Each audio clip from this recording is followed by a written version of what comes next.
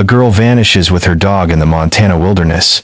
A year later, a hunter's drone spots something chilling, unraveling a twisted web of secrets. Who kept the dog alive? And where's Olivia? Stick around for jaw-dropping twists in this gripping tale. This story's fictional, crafted from real-life inspirations for education and entertainment. If it hooks you, smash that like button, subscribe, comment your thoughts, and share this video to spread the word. Don't miss the shocking ending. Hit play and join the ride. Part 1, Cold Open, a shocking find. The Montana night is freezing, the kind of bone-chilling cold that makes your breath hang like a ghost. Robert Klein, a grizzled hunter with a thermos of shitty coffee, hunches over his drone controls in Flathead National Forest. It's July 2025, and he's tracking elk, the thermal screen glowing eerie red and orange. His eyes narrow as the drone picks up a weird heat signature, not the broad shape of an elk but something smaller, twitching. What the hell, he mutters, zooming in. It's a golden retriever, tied to a pine tree, whining faintly. Alive, but barely.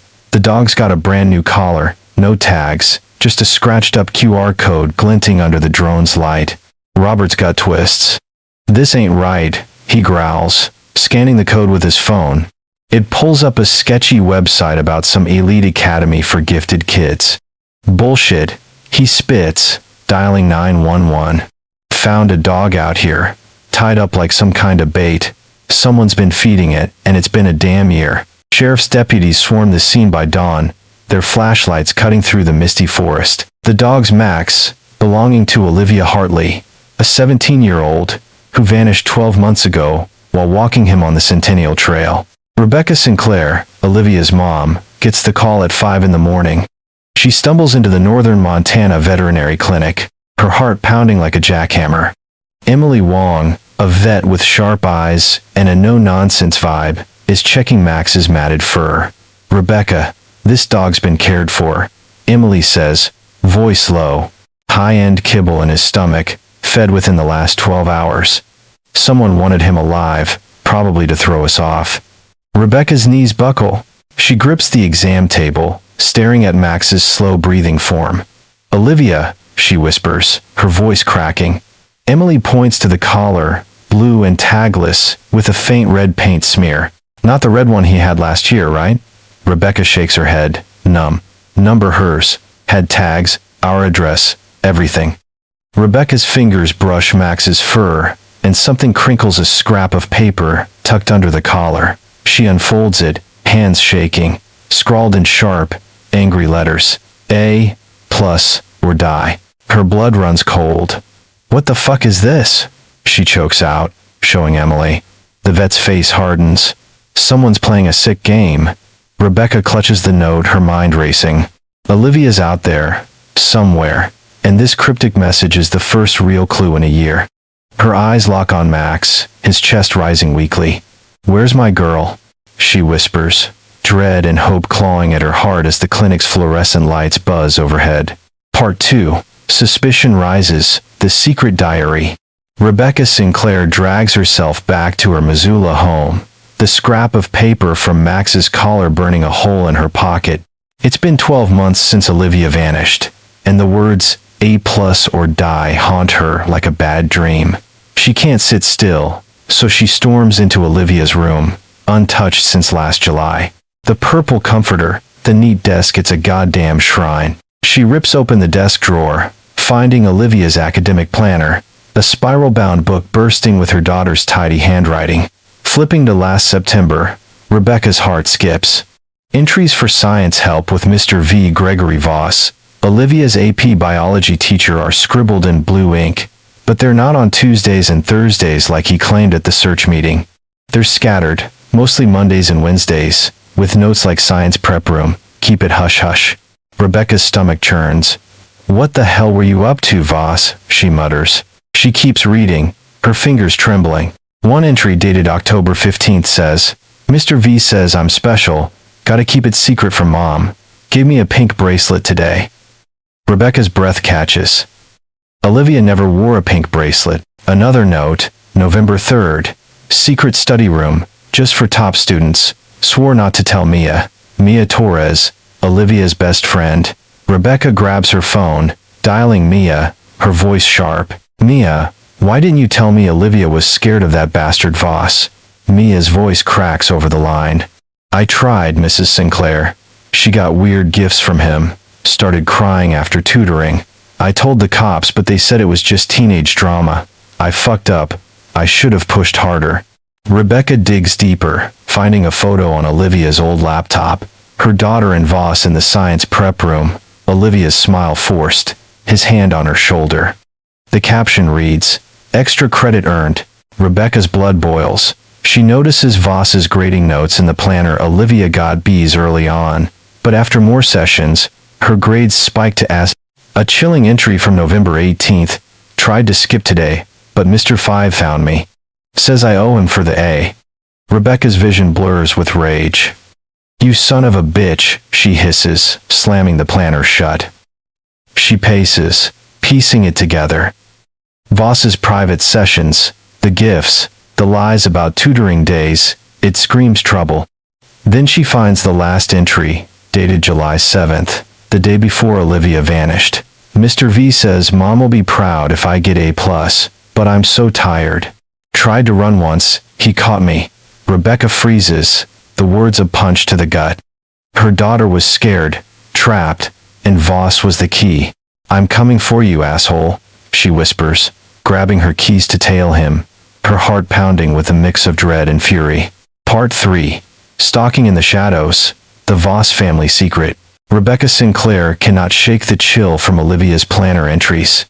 That bastard Gregory Voss has been pulling strings, and she knows it. She slips out during the search team briefing, spotting Voss heading to his silver Honda Civic. Heart racing, she waits until he is distracted, then slaps a cheap GPS tracker under his bumper, the kind she bought online after Olivia vanished. Back home, she fires up the app on her phone, watching the blip move south on Highway 95 opposite the forest search area. Signal flickers in the rural stretches, but she tails him from afar, her Toyota Camry blending into Sunday traffic. The dot stops at 6, 7, 2, 3. Pateru Lane, a winding road leading to old craftsman houses.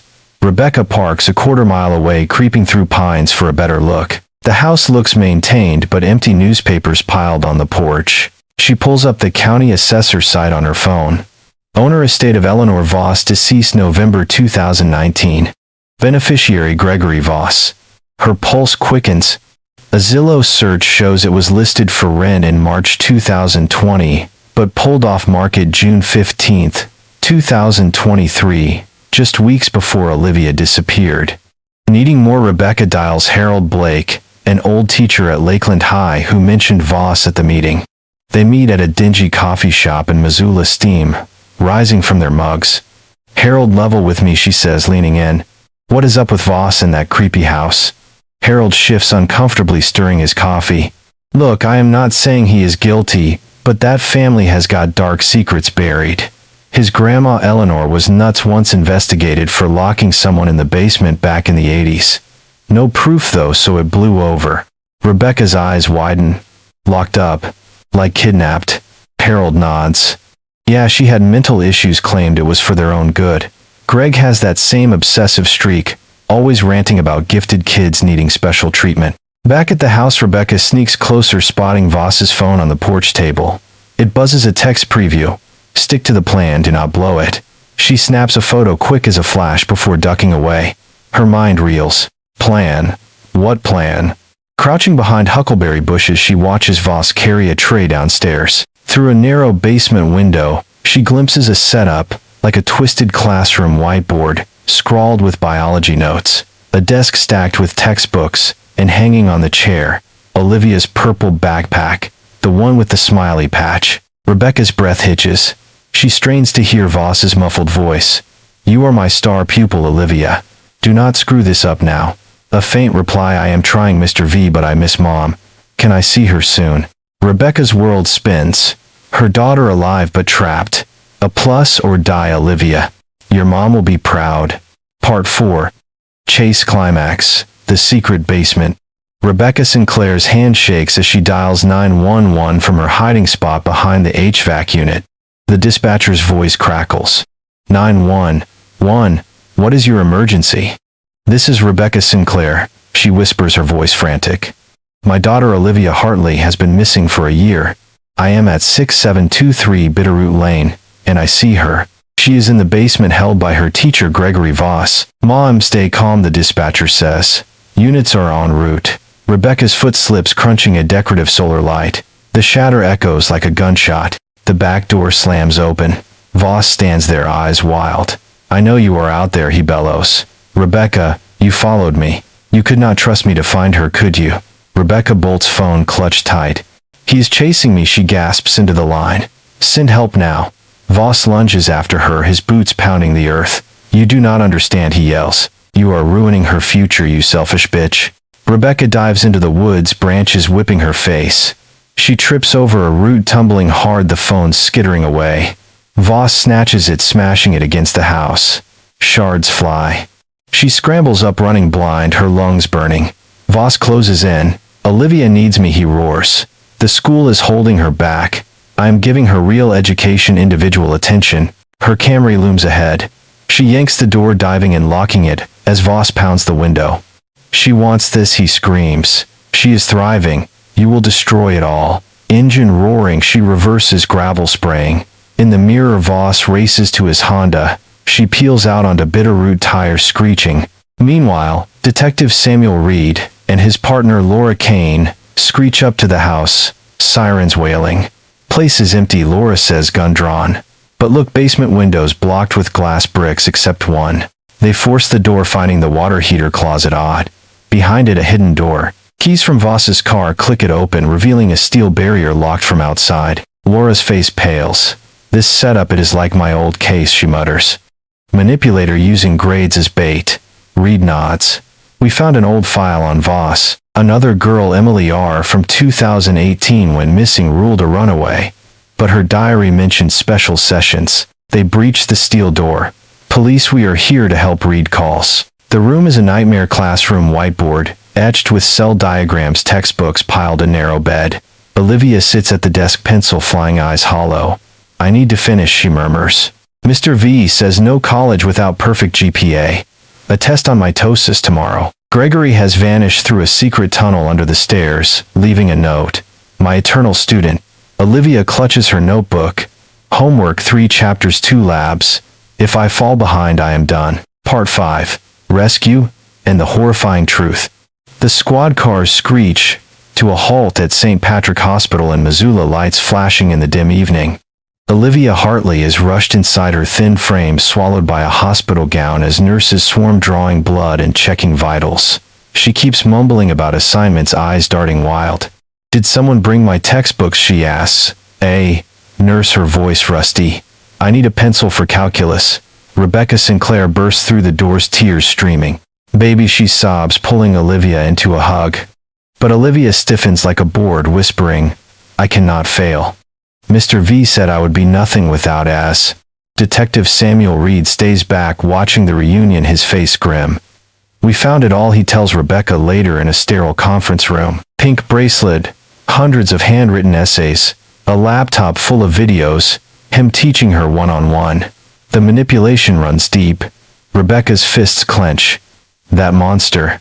How bad is she? Dr. Victoria Lang, the trauma specialist, steps in, her voice gentle but firm. Severe Stockholm Syndrome. A year of isolation, only Voss for company. She believes he saved her from a crappy school system, that her worth is tied to perfect grades. Harold Blake calls Rebecca, his voice shaky. I dug into old files. Voss was investigated in 2018, another girl, Emily R. Special Sessions gifts. Then she vanished, ruled a runaway, but her diary screamed grooming. School swept it under the rug, no hard proof. Rebecca's blood runs ice cold. Another victim. How many more? In the interview room, Victoria sits with Olivia, the space soft lit to ease her nerves. Mr. V explained it all that first day, Olivia says, flat, like reciting facts. Said mom was glad I left, could date without me around, save cash instead of college. Showed me a fake news clip about runaways. At first I hurt, but then grateful. He cared about my future, risked everything for private lessons, no distractions. Did you try escaping, Victoria asks softly. Olivia frowns. Where to? I was a runaway. Mom did not want me. Missed too much school. Mr. V prepped me for success. Rewards for good work. Pink bracelet for straight. As extra books for top essays. Daily grind. Wake at 6 math till 9 science. To lunch history afternoon. Test prep evenings. Rebecca watches through one-way glass, heart shattering. Her girl brainwashed into thinking captivity was a gift. Olivia continues. He talked about eternal students, that I would stay forever if perfect. Reed interrupts later. We dug the backyard, found a metal box. Inside, personal stuff, jewelry, notes, no bodies, but hints of others. Olivia pulls from Rebecca's embrace, anxiety spiking. My assignments saved. Need them for transcripts. What if colleges reject homeschool? Ruined everything. Rebecca holds tighter. We will fix it together, but Olivia tenses, fear raw. Safety means nothing without that GPA. Part 6. Open ending, the lingering shadows. The interrogation room at the Missoula County Jail reeks of stale coffee and desperation. Gregory Voss sits cuffed to the table, his once neat hair disheveled, eyes defiant. Detective Samuel Reed leans in, voice steady. Where is the eternal student, Gregory? What did you bury in that yard? Voss smirks, leaning back. You will never understand. She is safe in her potential, away from failures like you. Reed slams the table, but Voss stays silent, his secrets locked tight. Upstairs in the hospital, Olivia Hartley starts therapy with Dr. Victoria Lang. The session's grueling. Olivia fidgets, clutching a notebook. I need to study, she insists. Grades define me. Victoria nods patiently. We will unpack that, Olivia. Your worth is not an ass. But Olivia's eyes glaze over, whispering, A+ or die. Rebecca Sinclair watches from the hall, her heart aching. She vows to fight tooth and nail for her girl's recovery, knowing the road ahead is long and twisted. A week later, Mia Torres bursts into Rebecca's home, laptop in hand. Found this hidden in Olivia's old files, she says, breathless. A message to Emily R. dated July 6th. Mr. V is scary. If I go missing, check his grandma's house. Rebecca's jaw drops. Olivia knew. She suspected but could not escape in time. Mia nods, tears welling. She tried warning someone, but no one listened. Detective Reed calls Rebecca, his tone grave. We will keep digging. If there is another victim, we will find her. Rebecca's voice hardens. He stole a year of her life. If there are more girls, I will hunt him down myself. Reed sighs. Stay out of it, but yeah, we owe her that. The cops return to the Voss property, shovels biting into fresh-turned earth near the foundation. They unearth nothing concrete, just disturbed soil, and a faint outline like something was moved recently. What was here? Reed mutters to Laura Kane. She shakes her head. He is covering tracks. Could be Emily, or worse. Rebecca sits by Olivia's hospital bed, watching her sleep fitfully. The girl's face twitches, murmuring equations in her dreams. Rebecca strokes her hair, wondering if the nightmare will ever end. Will Olivia break free from the chains of perfection, or remain haunted by A+ or die? The shadows linger, unanswered questions hanging like fog over the Montana hills. Dr. Victoria Lang reflects on the case. Predators like Gregory Voss exploit trust and academic pressure, turning vulnerable kids into perfection-obsessed puppets. This story warns of psychological abuse in education, stressing the need to monitor teacher behavior and listen to children. Parents watch for red flags, unusual gifts, excessive private time, with educators' sudden mood shifts. Schools must strengthen complaint investigations to stop grooming early. Awareness saves lives, turning suspicion into action before it is too late.